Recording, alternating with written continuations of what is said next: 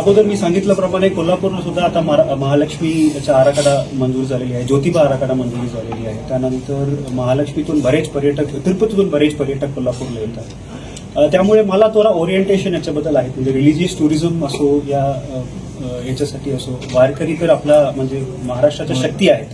वारकरी परंपरा आहे तो महाराष्ट्राच्या शक्ती आहे. त्यामुळे मी अगोदर माझा बायको सीओ जिल्हा परिषद सातारामध्ये आहे. त्यामुळे मी अगोदर पण सर असताना इथे आलेली आहे. वारकरी मी पूर्ण वारी बघितलेली आहे मी.